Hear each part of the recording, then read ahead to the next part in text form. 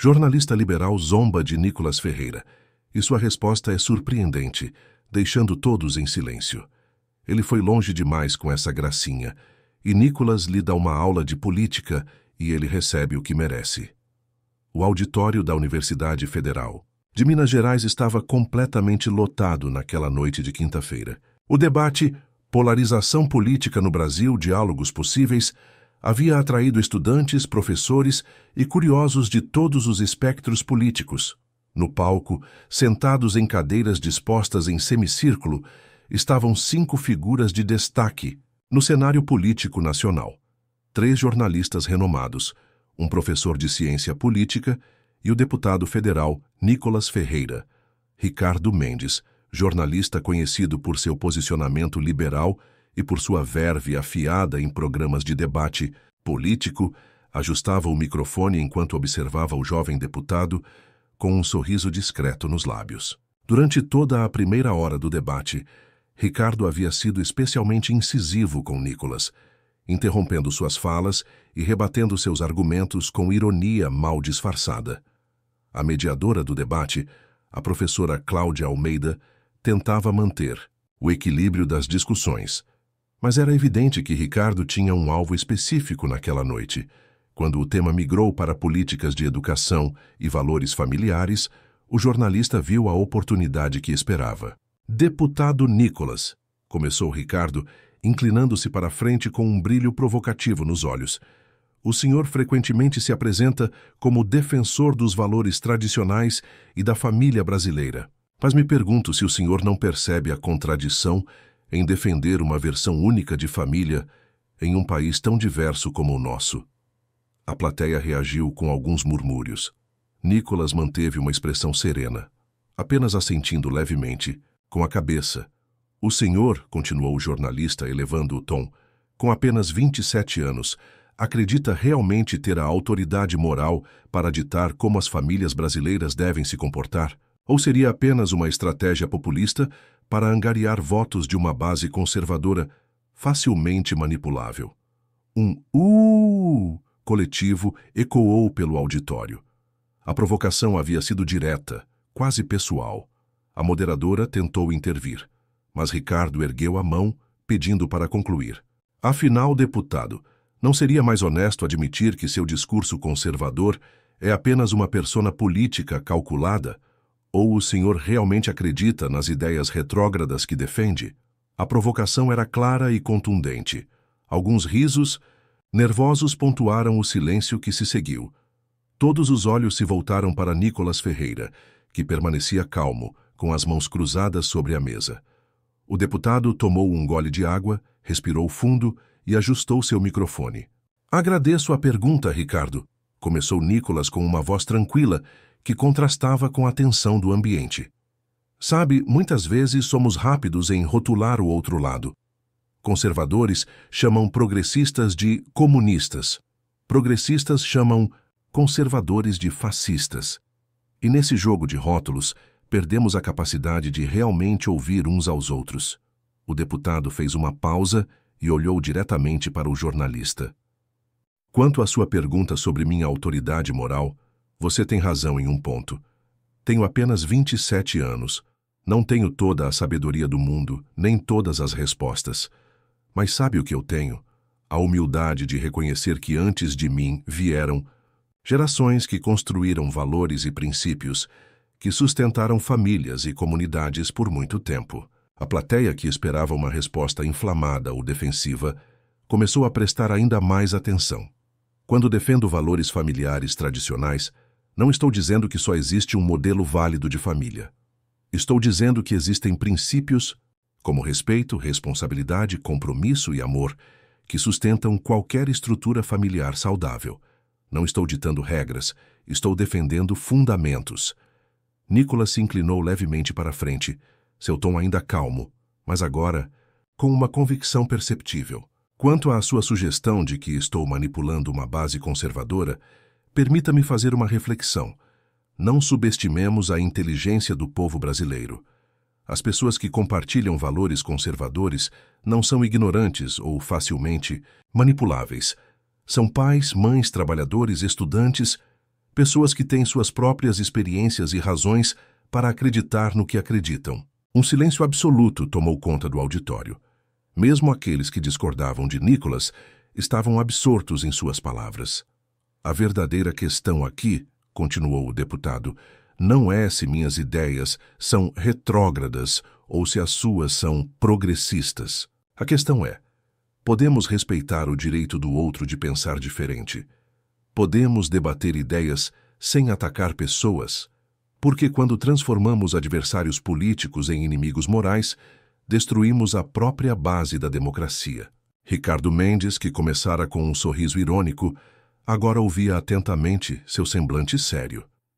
Você me perguntou se eu realmente acredito no que defendo, prosseguiu Nicholas. Sim, eu acredito. Não por cálculo político, mas por convicção pessoal. E acredito também que você, Ricardo, defende suas ideias por convicção. Não presumo má fé da sua parte. Seria bom se pudéssemos todos estender essa cortesia uns aos outros. O deputado fez uma pausa e olhou para toda a plateia antes de concluir. O Brasil não precisa que concordemos em tudo. Precisa que aprendamos a discordar sem nos desumanizarmos. Porque no fim do dia, independentemente da nossa posição política, todos queremos um país melhor para viver. Apenas temos visões diferentes sobre como chegar lá. O auditório permaneceu em silêncio por alguns segundos após Nicholas terminar sua fala. Não era o silêncio constrangido de antes, mas um silêncio reflexivo. Então, lentamente, alguém começou a aplaudir. Logo outros se juntaram, até que todo o auditório aplaudia, não necessariamente em concordância com as ideias políticas do deputado, mas em reconhecimento à maturidade e à dignidade com que ele respondeu a uma provocação. Ricardo Mendes, visivelmente surpreso com a resposta, inclinou-se em direção ao seu microfone. Deputado, disse o jornalista com um tom notavelmente mais respeitoso, agradeço sua resposta. Discordamos em muito, talvez em quase tudo, mas reconheço a sinceridade de suas convicções. Talvez este seja, na final, o primeiro passo para um diálogo real. Reconhecer a humanidade e a boa-fé do outro lado. A professora Cláudia, que mediava o debate, não conseguiu conter um sorriso. Senhoras e senhores, disse ela, talvez estejamos testemunhando exatamente o que o título deste debate propõe. Um diálogo possível em meio à polarização. Agradeço aos nossos convidados pela demonstração prática. O debate continuou por mais 1 hora, com discussões acaloradas sobre diversos temas, mas com um tom notavelmente diferente. As discordâncias persistiam, mas agora eram expressas com um respeito mútuo que não existia no início da noite. 3 meses depois, a gravação daquele debate havia se tornado um fenômeno nacional. O vídeo do confronto entre Nicholas e Ricardo, inicialmente compartilhado por alguns estudantes presentes, viralizou nas redes sociais e atingiu mais de 20 milhões de visualizações em apenas 1 semana. O que havia começado como mais um episódio de polarização política transformou-se em um ponto de inflexão no debate público brasileiro. Jornais, revistas e programas de televisão repercutiram o ocorrido, analisando o que muitos chamavam agora de o Momento Nicholas. Uma emissora de televisão nacional decidiu criar um novo formato de programa de debate político inspirado naquele encontro. Diálogos Possíveis estreou com Ricardo Mendes e Nicholas Ferreira como apresentadores fixos, trazendo semanalmente convidados de posições políticas opostas para discutir temas polêmicos com civilidade e respeito mútuo. O programa rapidamente se tornou líder de audiência em seu horário. Nunca imaginei que aquele momento mudaria minha carreira e a forma como enxergo o debate público, confessou Ricardo durante uma entrevista. Eu fui para aquele palco com a intenção de desmoralizar um adversário político e saí de lá tendo que repensar minha própria abordagem ao jornalismo. O impacto, porém, foi além das carreiras individuais dos envolvidos. Universidades de todo o país começaram a implementar programas de debate construtivo, ensinando estudantes a argumentar sem hostilidade. Algumas escolas de ensino médio incluíram o vídeo do debate em suas aulas de educação cívica. 6 meses após o debate original, Nicholas Ferreira foi convidado a dar uma palestra no TEDx São Paulo com o tema O poder do diálogo genuíno. O auditório estava lotado, com pessoas de todos os espectros políticos. Quando eu respondi àquela provocação naquele debate, disse Nicholas no palco do TEDx, não tinha ideia do impacto que teria. Eu simplesmente escolhi ser fiel aos valores em que acredito. Respeito pela dignidade do outro, mesmo quando discordamos profundamente. O momento mais surpreendente da noite ocorreu no final da palestra, quando Ricardo Mendes subiu ao palco para um diálogo com Nicholas. Os dois homens que representavam visões políticas diametralmente opostas demonstraram que era possível discordar com respeito e até mesmo com amizade. Nicholas e eu não concordamos em quase nada quando se trata de políticas públicas, disse Ricardo para a plateia atenta. Mas concordamos em algo fundamental, que precisamos resgatar a humanidade no debate público. O impacto mais profundo, contudo, só foi percebido nas eleições municipais seguintes, quando candidatos de todo o país começaram a adotar o que a imprensa chamou de Protocolo Nicholas, o compromisso de fazer campanhas baseadas em propostas e ideias, sem ataques pessoais aos adversários. Um instituto de pesquisa independente conduziu um amplo estudo que revelou uma queda significativa nos índices de polarização política no país. O efeito Nicholas, como foi chamado no estudo, demonstrava que quando líderes de opinião modelam um comportamento respeitoso, seus seguidores tendem a fazer o mesmo. No primeiro aniversário daquele debate histórico, a UFMG organizou um evento especial. O auditório estava ainda mais lotado que na primeira vez. Nicholas e Ricardo estavam novamente presentes, agora como amigos que mantinham suas diferenças políticas. Quando Nicholas subiu ao palco para falar, a plateia inteira se levantou em uma ovação espontânea. Muitos dos presentes haviam mudado suas próprias vidas inspirados por aquele momento que presenciaram um ano antes. Se me perguntassem há um ano qual seria o impacto daquele debate, disse Nicholas, visivelmente emocionado, eu jamais imaginaria que estaríamos aqui hoje.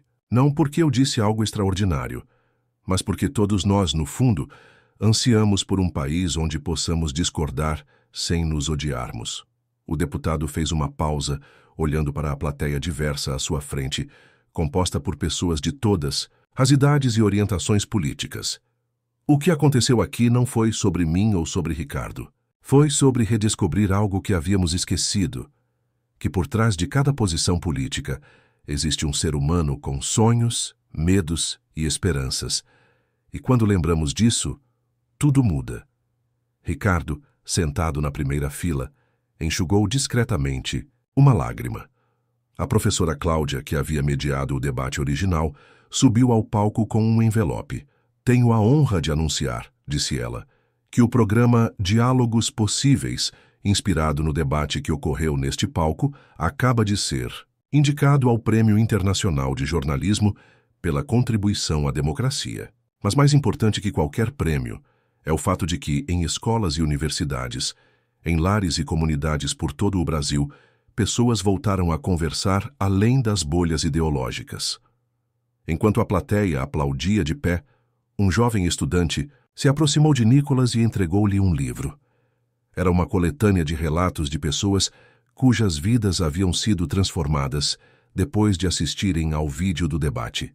Deputado, disse o jovem com a voz embargada, meu pai e eu não nos falávamos há 3 anos por causa de diferenças políticas.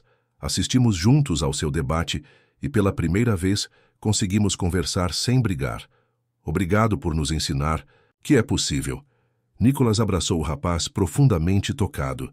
Naquele momento, ele compreendeu o verdadeiro poder de uma resposta baseada no respeito e na dignidade. Não era apenas sobre vencer um debate ou silenciar um adversário. Era sobre reconstruir pontes em um país dividido. A plateia, que antes ficara em silêncio diante da sua resposta surpreendente, agora aplaudia de pé, não apenas o homem ou suas ideias políticas, mas o símbolo de esperança que ele havia se tornado para um Brasil que redescobria o valor do diálogo genuíno. Assim, o que começou como uma provocação em um debate universitário transformou-se em um movimento nacional por um debate público mais construtivo, provando que, às vezes, uma única resposta dada com integridade pode mudar não apenas um debate, mas toda uma cultura política.